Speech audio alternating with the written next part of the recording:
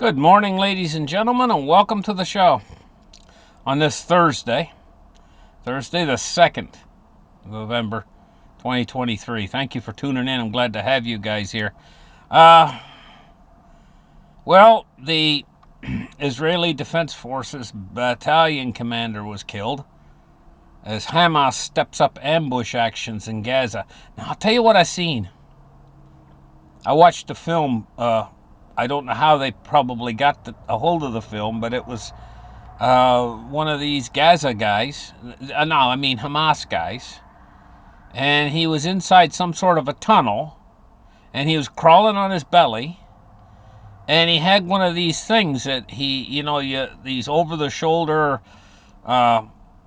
missile things, a bazooka, I guess they used to call them. At least when I was younger, they called them bazookas, but they're, I guess, anti-aircraft missile or something like that. He snuck up and he was laying on his belly, and he shot the thing and blew up a tank. Maybe it was when this commander was killed. Maybe that was the footage. I just don't know. But all I do know is it was an ambush here, and it killed this man here. He looks like an awful nice man. Young, healthy. It's a crying shame, that this war can take young, healthy... For what? Why are all these people fighting in the first place? Russians are fighting, and the North Koreans are all upset, and they're going to fight, and they're sending ammunition to Russia, and the Israelis are fighting against Hamas, and it's just spreading all over the place. Everybody's starting to fight. It's just as easy to get along peacefully as it is to. In fact, it's a hell of a lot easier. To me, it's almost like that disease we just went through, that COVID. It starts out small, and then people start catching it, and then everybody's got it. This is almost like a disease. It's the way I'm watching it, anyway. Looking at it, stepping back and looking at it, it almost seems like it's a war disease. But that's too bad.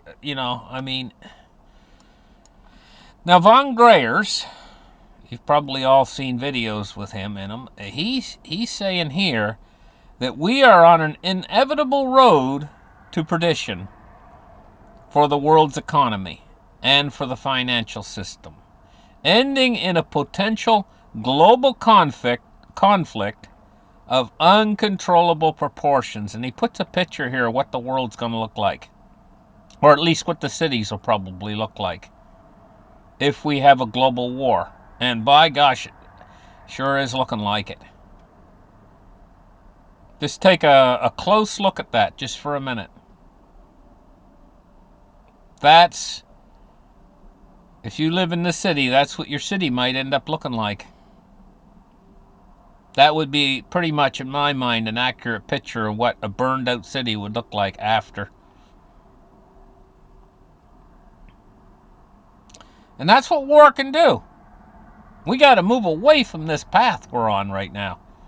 Seriously. Now, I wanted to show you guys this chart, and this says it all. And this is probably the reason why the whole world is getting angry and going to war right now. Is this Ponzi scheme. Here it is. This is it right here.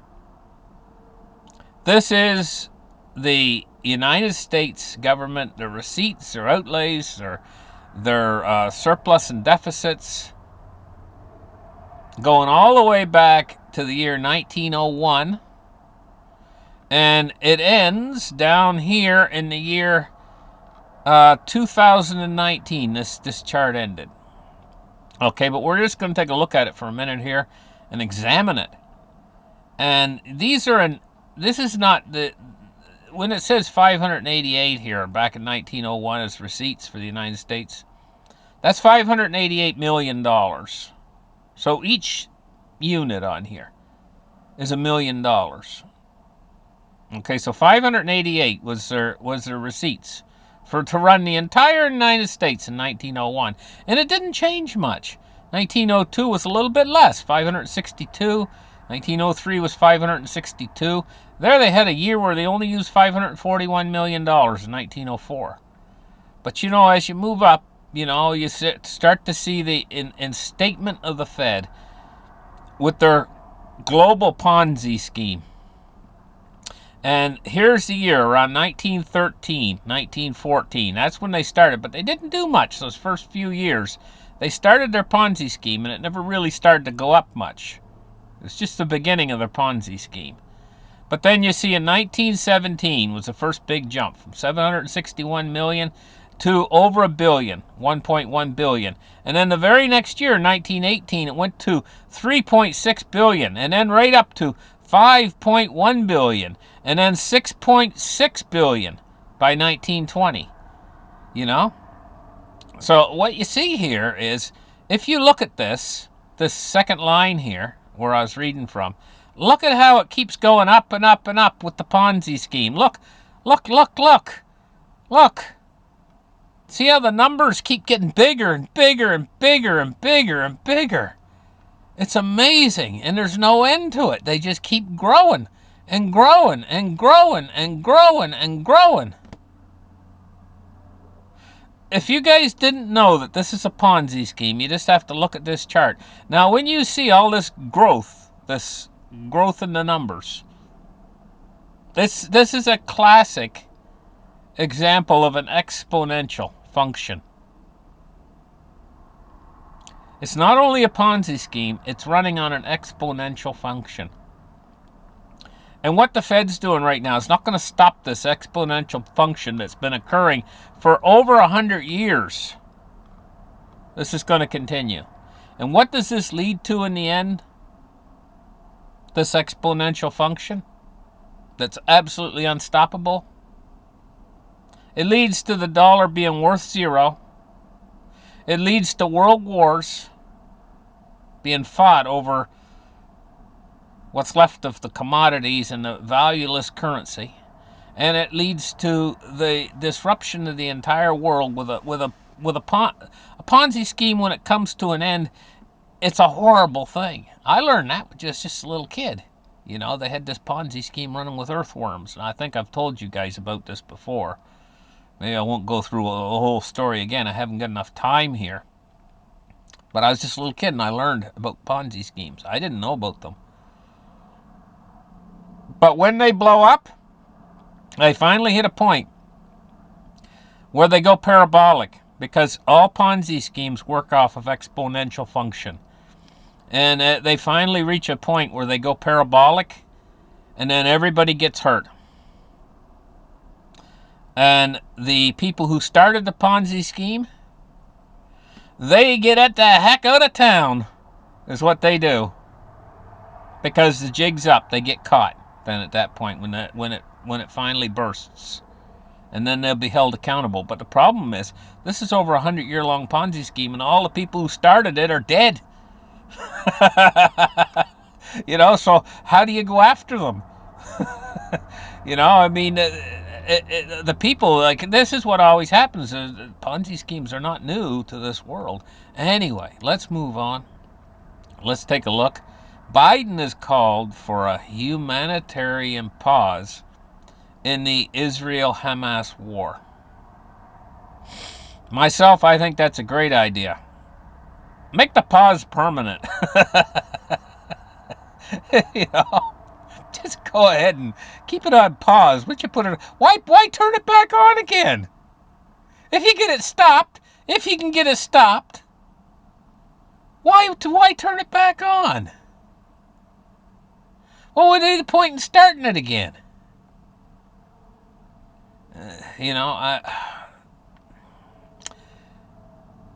We don't need war. We need war like we need a hole in our heads. That's how much we need war. But, they're not going to be satisfied. They realize that at a certain point. Right now, they're on this side of the war, and they're all gung-ho out there. They're all starting the wars, and they're all right on. But, when they have to go through enough misery till they come to that realization at a certain point, like in the future, when after all of this is reached its culmination point. And then the cities out there, they look like this, and they see enough sorrow and bloodshed and everything else, and then all of a sudden it just dawns on them all of a sudden at the same time. It's like, and then they talk about it for 100 years. They teach their children not to go to war. They say never again. They have all these. It's a cycle. It's a cycle. And then that'll last for a while. That'll last. Once they've had their sick and had their fill of it, and they don't ever want to do it again. Almost like a person who mixes drinks, you know.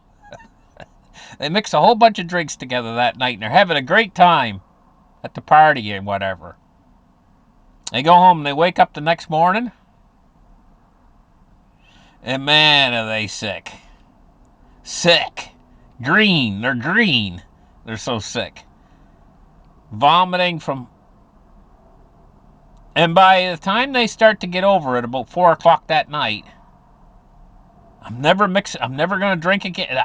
Even the smell of alcohol makes them sick after that. And that's the same thing with this.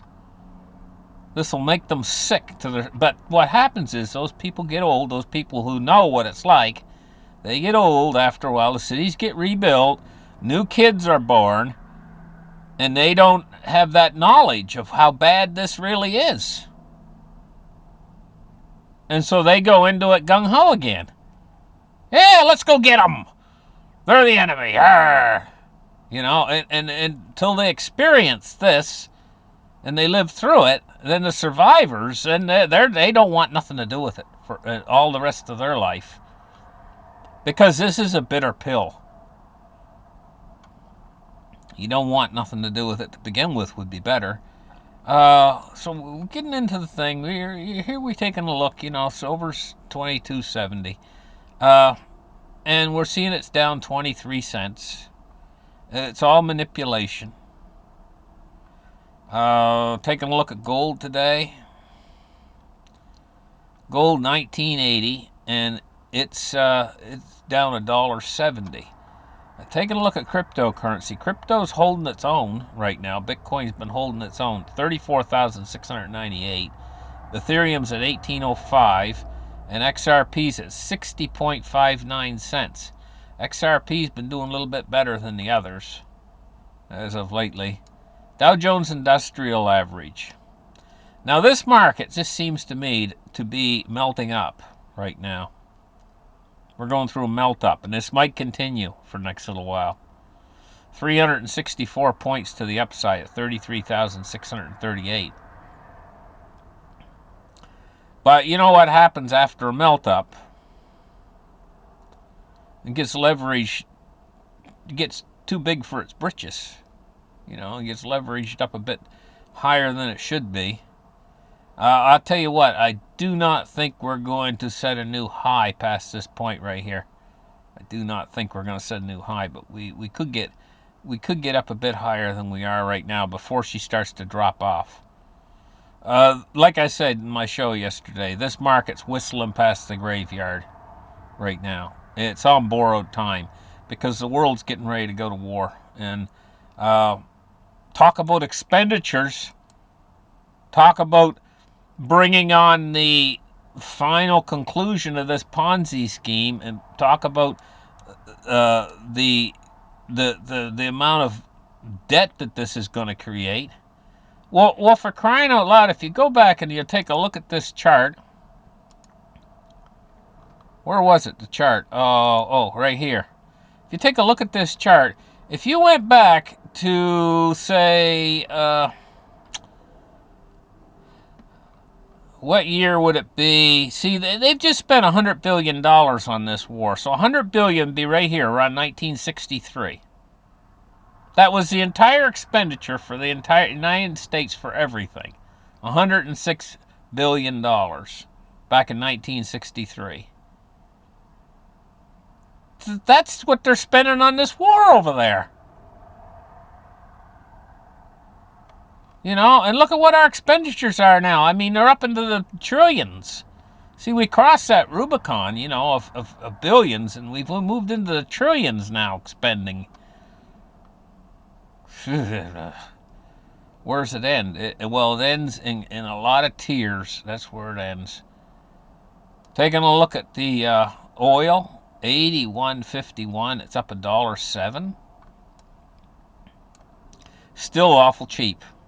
Oil's very cheap right now, considering what could happen and probably will happen. If I was a betting man right now, I would give the odds right now of because Iran is probably, if they haven't developed a nuclear weapon already, they're in the development stage, and that's a red line for the West, for Israel, the United States. That's a red line.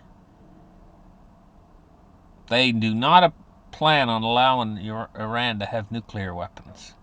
They'll do almost anything they have to stop them, and they'll probably develop them as fast as they can. They're probably in their labs right now with their lab coats on, working. Probably, I say, because I don't know for sure, but I imagine they probably are, though. If they got, let's face it, they said that they have enough for 6 nuclear weapons of this fissionable, what do you call it, enriched uranium. Why wouldn't they? Why wouldn't they? That's what I want to question. Why wouldn't they be after doing that? Why wouldn't they? What would stop them? Bonds and rates today. We're seeing the U.S. 10-year at 4.67. It's down 11.3 basis points. And the U.S. 30 years at 4.84. It's down 13 basis points. So we got a rather large fall in yields today. They've been rising a lot lately, but today they're falling. There's going to come a point when this stuff's going to probably go no bid and nobody's going to want to buy it. And then the yields will surge.